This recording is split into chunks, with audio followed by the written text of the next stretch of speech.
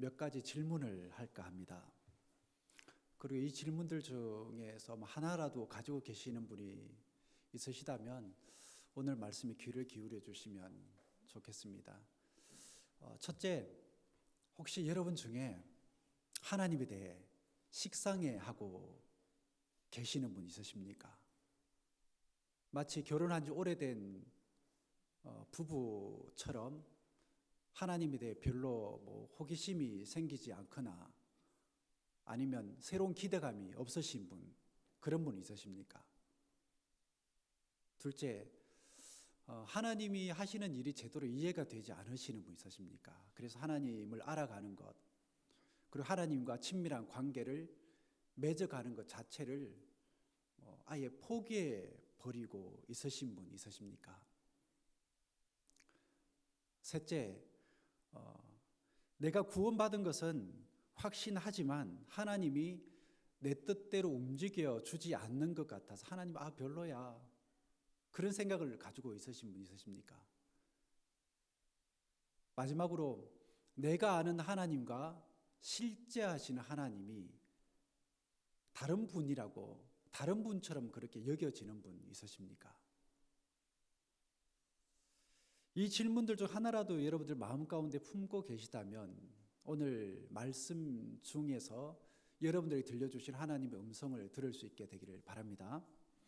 오늘 본문 4절에 보면 너를 위하여 새긴 우상을 만들지 말고 어떤 형상도 만들지 말며라고 합니다. 여기서 말하는 우상이나 형상은 히브리어에서 페셀이라는 단어입니다. 그렇다면 이 우상이나 페셀이라는 말이 무슨 뜻을 의미할까요? 옛날에서는 이 말이 하나님이 아닌 다른 신의 우상을 가리킨다라고 그렇게 생각을 했던 적이 있었습니다. 그런데 오늘 본문을 곰곰이 생각을 해보고 또 연구하다 보면 그런 뜻이 아니라는 걸 알게 돼요. 즉 이 단어들은 나무나 돌 아니면 쇠붙이를 깎아서 만든 신적인 형상을 의미합니다. 그렇기 때문에 이것은 하나님의 형상이 될 수도 있고 아니면 이방 종교의 우상이 될 수도 있다라는 겁니다. 그런데 1계명에서 이미 나 외에는 다른 신들을 두지 말라고 했기 때문에 이 두 번째 계명은 다른 신의 우상을 만들지 말라는 의미를 해석한다면 동일한 내용을 반복하는 것이 되기 때문에 부적절하다고 볼 수가 있는 겁니다. 즉 다른 신들의 우상에 대한 금지를 이미 1계명에서 했기 때문에 2계명은 그것과는 다른 의미일 거다라는 겁니다. 우리가 이스라엘 역사를 들여다보면 비록 후기에는 이 이방 종교의 우상을 만들어서 숭배하는 그런 일들이 굉장히 많이 일어났지만은 초기에는 그런 경우가 별로 없었어요. 오히려 하나님의 형상을 만드는 일이 종종 발생했습니다. 우리가 다 아는 것처럼 이 시내산 밑에서 어떤 일이 일어나죠? 이 시내산 밑에서 아론과 백성들이 모여서 금송아지를 만드는 사건이 바로 그런 경우이고, 또 사사기에 보면 어떤 일이 나타나냐면 사사기에서 이 단 지파들이 만들었던 신상이 바로 그런 경우입니다. 또한 이 페셀이라는 단어는 문맥상 이 이방 종교의 우상이라기보다는 형상, 특히 이 신의 형상을 의미합니다. 즉 이미 하나님이 아닌 다른 신을 우상으로 만들지 말라고, 그것을 만들어서 숭배하지 말라고 하는 내용이 1계명에서 나타나고 있기 때문에 이 두 번째 계명이 금지하는 것은 바로 이 금송아지 사건에서와 같이 하나님을 그 어떤 것으로도 표현하지 말라는 겁니다. 오늘 그에 대한 이야기를 좀 여러분들과 해보고자 합니다. 자, 그렇다면 사람들이 왜 이런 형상을 만들기를 좋아할까요? 자기를 위해서 그럽니다. 자기. 무슨 말이냐면 사람은 눈에 보이지 않으면 쉽게 의심하거나 제대로 예배를 드리지 않기 때문에 그렇습니다. 그래서 눈에 보이는 형상을 만들어서 그런 연약한 부분들을 메우고자 하는 거예요. 즉 사람의 편의를 위해서 그렇게 한다라는 겁니다. 그런데 하나님이 이에 대해서 뭐라고 얘기합니까? 그렇게 하지 말라. 왜일까요? 다른 것도 아닌 하나님의 형상을 만드는 건데 그것 좀뭐 이렇게 허용해 주셔도 되지 않은 겁니까? 오히려 하나님의 형상이 여러 군데 만들어서 길을 지나가다가도 가는 곳곳마다 하나님 형상이 있으면 그 자리에 서서 기도하기도 하고 절을 하기도 하고 하면 오히려 하나님이 더 영광 받으시는 거 아닌가요? 그렇게 생각할 수도 있잖아요. 그런데 하나님이 아니라고 하실 때는 그만한 이유가 있는 거죠. 즉 하나님을 인간의 차원으로 끌어내려서 축소시켜 버리는 위험과 문제가 있다는 겁니다. 그렇기 때문에 이 두 번째 계명이 우리에게 주는 메시지가 뭐냐면 하나님을 하나님 되게 하라는 겁니다. 우리 생각이 이렇게 하면 하나님이 더 영광 받으시겠지, 하나님이 더 영화로우시겠지, 하나님이 더 위대해지겠지라고 우리의 생각으로 접근하다 보면 하나님이 아닌 가짜 하나님, 괴짜 하나님이 탄생할 수도 있다라는 겁니다. 여러분, 우리는 하나님을 하나님 되게 해야 합니다. 내가 편하고자 나의 편의를 위해서 하나님을 형상화하거나 아니면 어떤 고정관념화 시켜서는 안 된다라는 겁니다. 즉 하나님을 나의 유익을 위해서 조정할 만한 존재로 만들어 버리는 것은 곧 그게 뭐다? 우상 숭배로 나아가는 길이다라는 것입니다. 예를 들어서 하나님께 드리는 예배, 하나님께 어떤 예배를 드리고자 할 때에 어떤 형상을 만들거나 그것을 사용해서는 안 된다라는 겁니다. 그건 하나님의 초월성을 축소하는 것이고 또 무한하신 하나님을 유한한 존재로 만들어 버리는 거예요. 결국 그렇게 해서 하나님을 나를 섬기는 존재로 만들고자 하는 겁니다. 그렇기 때문에 하나님의 초월성과 하나님의 주권, 자유에 손상을 입히게 되는 것입니다. 이게 심각하게 타락한 행위예요.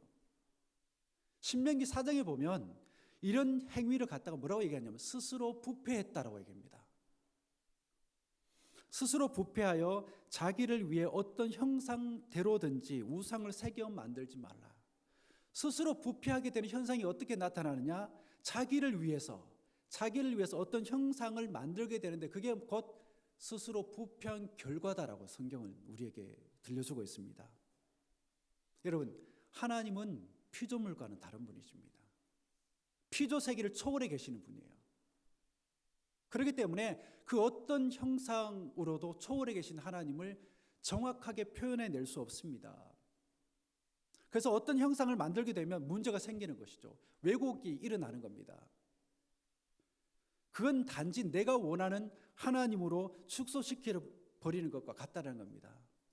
내가 보기에 좋다고 해서, 내가 이해하기에 좋다고 해서 그게 하나님은 아닌 거예요. 더헤미라는 주석가는 이렇게 얘기를 합니다. 피조물들은 여호와를 있는 그대로 섬겨야 하며 그들이 상상하는 모양이나 그들이 좋아하는 모습으로 섬겨서는 안 된다. 내가 볼 때 하나님은 이런 부분이 너무 크니까 하나님은 이런 분이야 라고 거기에 사로잡혀서도 안 되고 하나님은 이런 분인 것 같아 라고 어떤 모양을 만들어서도 안 된다는 거예요. 옛날 우리 기독교 역사에 보면 이 성상 논쟁 그리고 하나님에 대해서 그림을 그려놓은 그런 논쟁들이 있었어요. 동방 교회하고 서방 교회가 그것 때문에 싸우게 되었습니다. 하나님을 그렇게 표현해서는 안 된다. 그렇게 이게 하나님이라고 처음에는 좋은 의도를 가지고 있더라. 사람들이 그걸 보면서 오해할 수도 있다. 그게 다 이게 하나님이라고 하나님의 전부라고 오해할 수 있기 때문에 그래서는 안 된다라고 서로 논쟁하고 싸우고 했던 적이 있었습니다. 욥을 여러분들 다 아실 거예요. 욥의 고난 중에 하나님께 뭐라고 얘기합니까? 왜 내게라고 묻습니다. 이 질문에 대해서 하나님이 그의 적절한 답을 주시기보다는 하나님에 대한 존재를 설명하기 시작합니다. 하나님은 어떤 분인지를 얘기하기 시작합니다. 그러자 욥은 하나님을 향해서 했던 그 모든 항변들을 다 거두고 티끌과 죄 가운데 앉아서 회개하면서 뭐라고 얘기를 하냐면 자신은 사람이고 하나님은 하나님이십니다라는 고백을 합니다. 자기가 지금까지 이해하고 알고 있던 하나님에 대해서 서로 친구들하고 논쟁했잖아요. 결국 하나님께서 오셔서 하시는 말씀은 뭐냐면, 네가 아는 그게 내가 100% 하나님인 줄 아느냐? 네가 생각하는 존재보다 더 크다, 더 위대하다. 그러니까 네가 알고 있는 이성과 너의 경험 속에 나를 함축시키려고 하지 말라. 이 땅에 성육신하신 주님이 비록 사람의 말을 하고 우리가 살아가는 이 세상과 이 자연 세계에서 빌려온 것들을 가지고 하나님에 대해, 그리고 하나님의 나라에 대해 설명은 했어도 그것이 다분히 하나님을 이해할 수 있도록 하기 위한 인간의 차원으로 자기를 낮추신 겁니다. 그렇게라도 해서 하나님을 우리가 이해할 수 있도록 도와주신 것이지, 그렇다고 해서 우리의 이해의 능력이나 우리의 경험의 세계로 하나님을 제한해서는 안 된다는 겁니다. 마치 사람이 개미를 좋아해서 개미를 구원하고 개미와 대화하기 위해서 개미의 차원으로 낮아졌다고 해서 그 개미가 사람을 개미의 차원으로 축소시켜서 생각할 수 없는 것과 마찬가지다라는 겁니다. 이와 같이 하나님도 우리에게 오신 분이지만 우리의 차원으로 끌어내리거나 제한해서는 안 된다는 겁니다. 하나님은 우리에게 내재해 계시는 분이기도 하지만 초월해 계시는 분이에요. 심지어 성경도 하나님의 모든 것을 우리에게 보여주지는 않습니다. 단지 우리의 구원과 하나님을 아는 기본적이고도 중요한 지식에 관해서만 우리에게 보여줄 뿐이지요. 비록 우리 주님이 성육신에서 육체를 입고 이 땅 가운데 오셔서 하나님을 보여주시고 하나님 대해서 가르쳐 주시기도 했지만, 그렇다고 해서 우리 주님이 하나님 대해서 다 보여주시고 다 가르쳐 준 건 아니지 않습니까? 그러게 하나님은 우리가 아는 그 이상의 존재라는 겁니다. 그러니까 여러분들이 늘 생각해야 될 게 뭐냐면, 하나님은 내가 아는 그게 전부다라고 생각하기보다 하나님은 위대하시다, 하나님은 크시다, 이런 생각을 자꾸 해야 됩니다.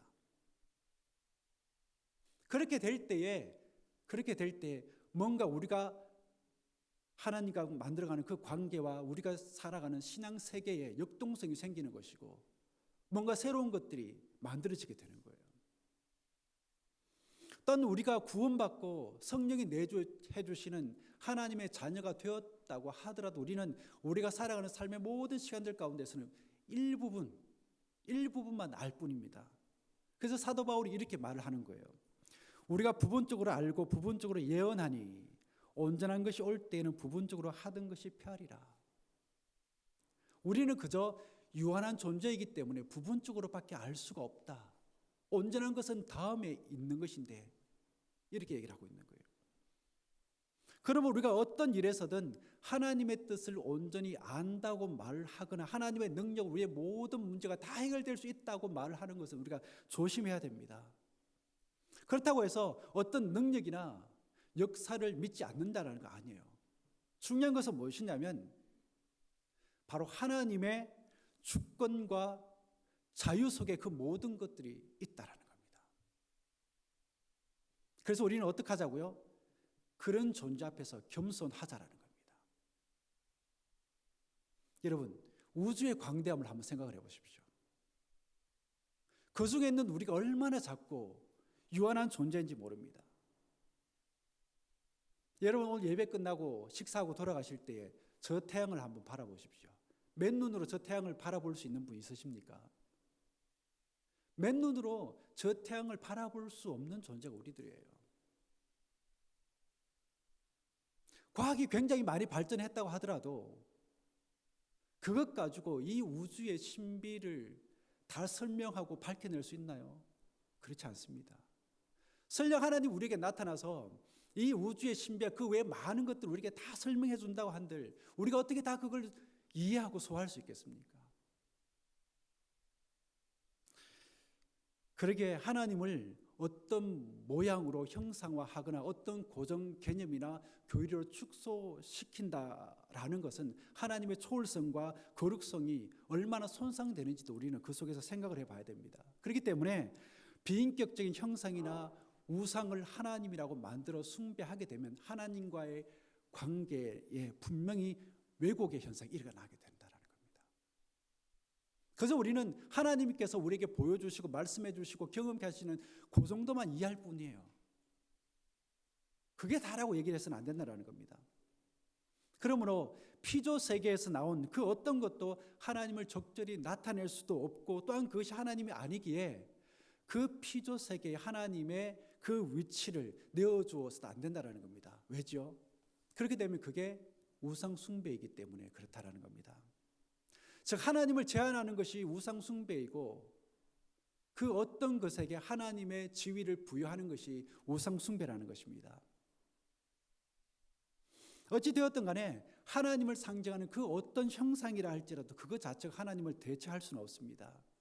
그리고 이러한 것을 계속해서 허용하다 보면 피조물 중 어떤 것이, 그러니까 어떤 세력이나 또 이데올로기가 우상의 형상을 띠고는 진정한 하나님과 대치하는 상황을 만들어지게 되는 거예요. 로마서 1장에 보면 이런 행위에 대한 탄식과 경고의 말씀이 주어집니다. 즉 그런 것들을 하나님이 용납하지 않으시겠다라는 겁니다. 우리는 하나님을 이렇게 표현하죠. 하나님은 질투하신 하나님이다. 오늘 본문에도 나오는데 우리가 그렇게 말을 할 때에 하나님의 속성 중에 하나님이 우리의 감정과 비슷한 부분이 있는가 보다 그걸 얘기를 하는 것이 아니고 마땅히 하나님께만 돌려져야 될, 하나님께만 올려져야 될 것이 그렇게 되지 못할 때에 그것을 결코 용납하지 않으시는 하나님의 속성이다라고 성경이 그렇게 얘기를 하고 있는 거예요. 그렇다면 우리는 어떻게 하나님 앞에 나아가야 할까요? 적어도 우리는 하나님을 가볍게 여겨서는 안 됩니다. 마냥 인자하고 마음씨 좋은 너털 웃음을 짓는 할아버지처럼 여기고는 그렇게 함부로 대하지는 말자라는 겁니다. 그렇다고 해서 우리가 두려울 필요는 없습니다. 비록 우리가 어린아이와 같은 존재일지라도 주님의 사랑이 그리고 우리의 사랑이 우리로 하여금 하나님께로 나아가게 할 것입니다. 그렇지만 우리가 잊어서는 안 되는 게 있어요. 하나님은 하나님이라는 사실을 잊어서는 안 됩니다. 그렇기 때문에 우리는 어떻게 해야 되는 겁니까? 계속해서 하나님을 알아가고자 하는 마음이 있어야 되는 겁니다. 궁극적으로 하나님을 만나서 온전한 하나님을 내가 아는 그날을 사모하면서 우리는 그렇게 해야 한다라는 것입니다. 신명기 4장에 보면 이스라엘 백성에게 언약을 맺으시는 하나님의 모습을 보는데 그 모습 속에서 하나님은 절대로 이스라엘 백성들에게 자기 형상을 보여주지 않아요. 그리고는 구름 속에서 말씀을 하셨지요. 그러니까 하나님은 어떤 형상이 아니라 말씀으로 자신의 인격과 능력과 자유를 드러내시는 분이라는 겁니다. 그렇게 물질로 만들어진 이 형상이 아니라 언어로만 하나님을 표현할 수 있도록 허락하셨다는 것입니다. 하지만 이건 역시도 기존의 교리나 굳어진 전통이 될 때 하나님을 제한하는 것이기 되기 때문에 이것 또한 우리가 조심을 해야 됩니다. 그래서 우리는 하나님의 영감으로 쓰여지고 우리에게 주신 이 말씀만을 우리가 바라볼 뿐입니다. 그렇다면 말씀이 뭘까요, 여러분들? 말씀이 뭡니까? 말씀은 무한하시고 초월적인 하나님의 자기 계시예요. 자기 계시. 우리 인류에게 하나님께서 보여주신 부분이 이만큼 된다는 겁니다. 그렇기 때문에 우리가 하나님을 알아가는 가장 중요한 통로 수단이 뭐죠? 바로 말씀이라는 겁니다. 또한 태초에 이 말씀이셨던 하나님이 이 땅 가운데에 오신 그 주님이 하나님을 알아가도록 많은 것들을 우리에게 보여주셨습니다. 하지만 조금 전에 말씀드렸던 것처럼 우리는 여전히 이 땅에서 하나님을 온전히 다 알 수가 없어요. 그럼에도 불구하고 이 땅 가운데 자신을 드러내신 그 하나님을 알아가는 데에 믿을 만한 통로가 뭐냐? 바로 우리예요. 사람입니다. 특히 구속받은 믿음의 사람들의 공동체인 교회가 중요한 거예요. 왜냐하면 교회는 그리스도의 몸이며 이 땅 가운데 거하는 하나님의 백성들의 공동체이기 때문에 그렇다라는 것입니다. 그래도 완전하진 않지만 그럼에도 불구하고 우리 안에 누가 거하시기 때문에 성령 하나님이 계시기 때문에 교회는 사람들이 하나님을 알아가는 너무너무 중요한 통로가 되어진다라는 겁니다. 기록된 말씀과 말씀으로 이 땅에 오신 주님과 그 모든 것들을 깨닫게 하시는 성령이 우리를 하여금 하나님을 알아가도록 하는 게 인풋이라면, 믿음의 사람들이 주님을 닮아가고 또한 신앙 공동체가 그 지역에서 성숙하게 자리매김하는 것이 아웃풋이라고 한다면, 이 인풋과 아웃풋을 통해서 주변의 사람들이 하나님을 알아가야 된다는 것입니다. 그렇기 때문에 우리가 이 세상에서 하나님을 드러내는 유일한 존재라는 사실을 여러분들 꼭 기억하시길 바랍니다. 특히 큰 공동체로서의 교회와 작은 교회로서의 이 목장은 하나님을 모른 채 상처와 죄 가운데서 살아가는 사람들이 하나님을 알도록 하는데 너무너무 중요한 통로가 된다는 사실입니다. 비록 우리가 불완전함에도 불구하고 하나님은 그런 존재로 우리를 부르셨고 또 세워주셨습니다. 그러므로 우리는 이것을 우리의 삶의 목적으로 삼고 주님께서 우리를 부르시는 그날까지 이렇게 살아가야 되는 것입니다. 제가 설교를 시작하면서 여러분께 드린 첫 번째 질문 기억을 하시겠습니까? 혹시 여러분 중에 하나님에 대해 식상해하고 계시는 분이 있으십니까? 마치 결혼한 지 오래된 부부가 하나님에 대해 별로 가슴이 뛰지 않거나 어떤 호기심이나 기대감이 생기지 않은 분 있으십니까? 다른 질문들에 대한 답과 이 질문에 대한 답이 서서히 이제 뚜렷해지고 있습니다. 하나님은 무한하시며 자유로우신 분이십니다. 그러니까 그 누구도 통제할 수 있는 분이 아니다라는 사실입니다. 그냥 자유롭게 움직이시는 분이에요. 그 자유롭게 움직이시는 분은 우리에게 주어진 하루를 통해서, 우리에게 주어진 그 인생의 시간들을 통해서 느끼고 경험하고 나눌 뿐이에요. 계시라는 게 뭡니까? 하나님께서 우리에게 보여주시는 거잖아요. 그러니까 우리는 보여주시는 그만큼만 보고 그만큼만 경험할 수밖에 없다라는 거예요. 이런 하나님이 어떻게 식상하겠습니까? 어떻게 익숙해지고 흥미를 잃어버릴 수 있겠습니까? 이런 하나님을 우리가 어떻게 다 알 수 있다고 얘기하겠습니까? 마치 서로에 대해서 아직도 모르는 부부가 서로를 더 알아가게 하기 위해서 서로를 위해서 공부하고 흥미를 가지는 것처럼 우리도 그럴 수 있게 되기를 바랍니다. 그렇게 될 때에 우리의 신앙생활은 재미가 있고 신선해지며 또 우리와 하나님과의 관계가 조금씩 그렇게 발전해 나가게 되는 것입니다. 이와 같이 우리도 하나님에 대해 익숙해하거나 그분에 대한 고정관념을 가져서는 안 됩니다. 그렇게 하나님을 제한해서는 안 돼요. 하나님의 초월성 우리는 인정해야 됩니다. 하나님의 무한한 그 자유를 생각하면서 새로운 그런 경험들을 여러분들 하게 되기를 축복합니다. 크리스텐센이라는 주석가가 이런 얘기를 우리에게 들려줍니다. 두 번째 계명에서 하나님을 보이는 존재로 만든 그 대체물을 제거하라는 것은 말도 못하고 움직이지도 못하는 그런 존재가 아닌 살아계신 하나님을 우리가 직접 경험해야 한다는 것이다.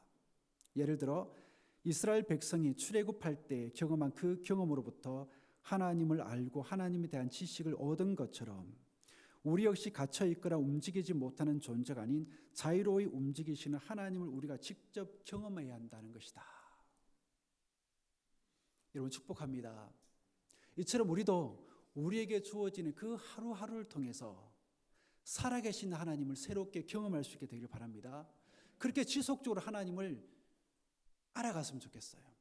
이 놀라운 하나님을, 이 땅 가운데 오셨던 그 주님을, 우리 안에 계시고 역사하시는 그 성령을 우리가 경험하고 알아갔으면 좋겠습니다. 사도 베드로는 이렇게 우리에게 권면합니다.